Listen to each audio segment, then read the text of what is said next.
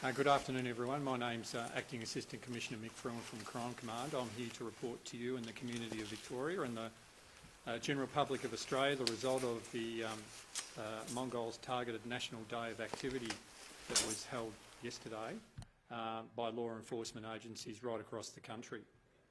So generally speaking, I'll make these stats available a little bit later to you, but in broad terms, New South Wales arrested one person for serious assault. There were 7 firearm prohibition orders issued, 3 bail compliance checks and various business compliance inspections. Western Australia, 8 people were charged. Victoria, we had 6 arrests here with a total of 26 firearms seized and 2 FPO orders issued. And Queensland, 10 warrants were executed with 4 people charged. Particularly in Victoria, the clubhouse of the Mongols at Echuca was searched, and a whole series of addresses were the subject of FPO searches right across the metro and country parts of Victoria. Members of the ECHO Task Force, the Public Order Response Team, Licensing Record Services, the Dog Squad, the Bomb Squad, all form part of this, along with other agency partners such as Border Force, the AFP more generally. Right across the nation, other law enforcement jurisdictions partnered with these organisations as part of a targeted approach to address criminal activity by the Mongols Outlaw Motorcycle Gang. Firearms prohibition orders in Victoria in particular were a big focus of our activity, with 14 being served on Mongols OMCG members, along with a number of search warrants. The National Day of Action in particular was coordinated by the National Task Force Morpheus, which is involving police agencies from right across Australia and our territories, targeting coordinated criminal investigation and disruption activity into the Mongols Outlaw Motorcycle Gang.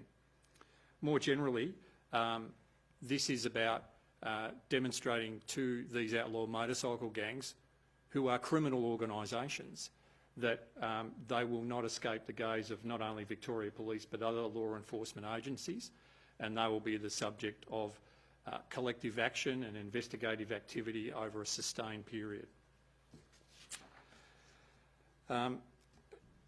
Obviously, Victoria in particular, the Mongols are being connected to a number of serious crimes, but more generally right across Australia, they're known to be connected with syndicated drug manufacture, drug distribution, extortion, armed robberies, serious assaults, fatal and non-fatal shootings.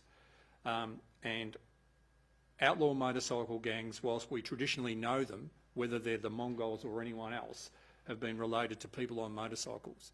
But now we have, without using it in a pejorative term, Nike bikies. So they are the group that outlaw motorcycle gangs seek to influence through social media, and they then become enforcers or foot soldiers of these outlaw motorcycle gangs. So from the perspective of Task Force Morpheus and Victoria Police specifically, they are a focus, along with the branded outlaw motorcycle gangs such as the Mongols, the Bandidos, or any of the other gangs that we care to target in a sustained approach, not only in Victoria but right across the nation. The National Task Force is working cooperatively with all agencies and territories and other key partners such as Border Force and the ACIC, really focusing at high-end criminal activity, particularly in drug trafficking, money laundering, extortion and other standover activity that these people are involved in. There's been a perception over a sustained period that outlaw motorcycle gangs are people that socialise and there's nothing further to see. I'm here to tell you that that is incorrect. These people that form part of these groups, whether they're the Mongols or anyone else, are part of syndicated criminal activity, and we will continue to target them in a sustained and coordinated approach nationally and from Victoria to stymie any further criminal activity that they tend to be involved in or influence. Happy to take any questions. Of the people arrested, were some of those people what you would call the Nike bikies? No, they weren't on yesterday. They were people that from Victoria Police's perspective, within Victoria you're talking?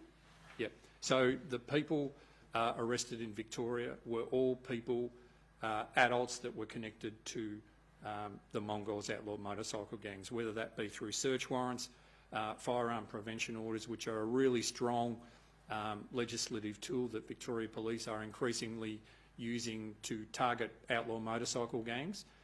They provide us with an effective compliance and enforcement tool around possession of firearms, being involved in the trafficking or distribution of firearms, ammunition or other silencers. Has any charges been laid yet? In Victoria or nationally? Victoria. Yes, in Victoria, just bear with me. Yes, 2 people have been charged with drug offences. One of them had in possession a stolen Harley-Davidson motorcycle, and further charges are pending regarding 2 other people that were interviewed. And the other 2 that were arrested? Pardon? The other 2 that were arrested of the 6? Nationally or internationally? So Victoria, yes. In Victoria, yeah. Yeah, so inquiries are pending with those. Okay. How important is this kind of national approach to dealing with outlaw motorcycle gangs? As referenced earlier, outlaw motorcycle gangs are organised criminal activities and organised criminal groups, just as people might reference other organised crime gangs. Outlaw motorcycle gangs equally fall into the same domain. And gone are the days of borders with IT capability, cyber capability, and I guess the worldwide network of these gangs. For example, you know, the Mongols are all around the world, starting in California decades ago. They are part of a global criminal empire. So from Australia's perspective, the imperative for us as a collective law enforcement group of agencies is to stymie their criminal activity right across the country and deal with partners overseas, particularly with regards to drug importation and distribution, laundering of money, whether it be in real coin or cryptocurrency, or being involved in the online illegal fraud and identity theft. The reach is global, the activity is national, and at a state level, obviously, Victoria Police plays a lead role in that.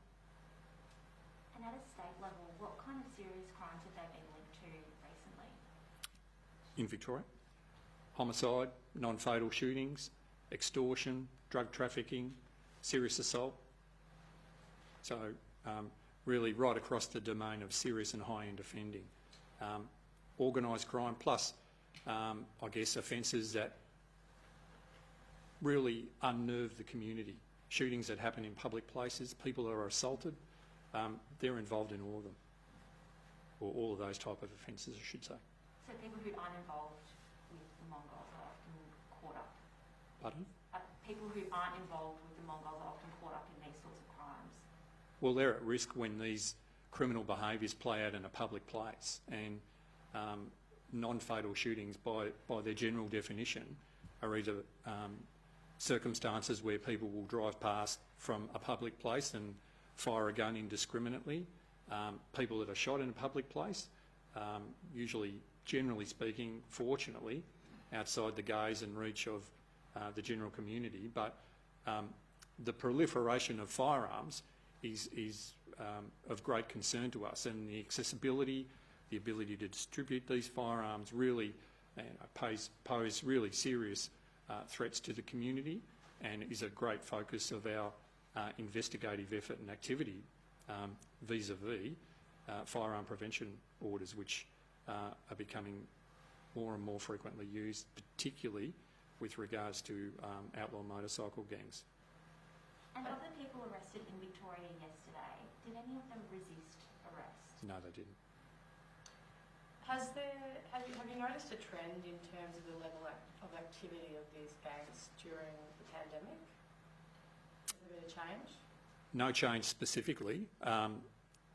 Like a number of crime themes, there's been an uptick in particular themes of crime, particularly cyber and tech-enabled crime. And, you know, talking from a Victorian perspective, the ECHO Task Force increasingly now are becoming involved in criminal investigations involving distribution of wealth, whether it be through cryptocurrency, laundering of money, or the general, I guess, aggregation of assets that are facilitated or enabled by cyber or tech ability that these gangs use. And it's available to everyone.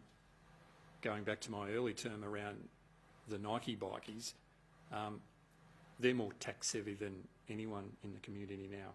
And as they begin to integrate with these gangs, the tech savviness and the general ability is there for everyone to avail of themselves, and outlaw motorcycle gangs are no different. So are those people you're speaking about, are they generally younger? Yes. As in like under 18? Well, of a younger cohort, yes. I mean, they are the group that they're seeking to bleed through. They are the group that outlaw motorcycle gangs, whether they're the Mongols or another, are seeking to grow into their organisations. From their perspective, it's a competitive environment. Organised crime is a competitive environment. It makes them money. They need people to make money for them. And whether they're a foot soldier or some other enforcer or someone else involved in, a lower level criminal activity, that's the initial contact point. And that's where they build commitment and build allegiances and grow them into their outlaw motorcycle gang. Often, you know, with little or no exposure to the motorcycle generally. Do you have a message to those people who might be, you know, in the process of being recruited to these gangs, if they're thinking about getting involved with them? Yes, think carefully. You've got a life ahead of you, and importantly, whilst these gangs or groups or influences might come to you with a compelling opportunity, think about the ramifications and implications of being wedded to continuing criminal activity, because they will wedge you into a corner and put you in a position where less is more, where you have to do more each time. And yes, there may be initial financial rewards, but at what cost? At what cost to you, your liberty, your family, your friends, and overall lifelong held ambitions around employment, health, family, all the things that as community members of Victoria we covet.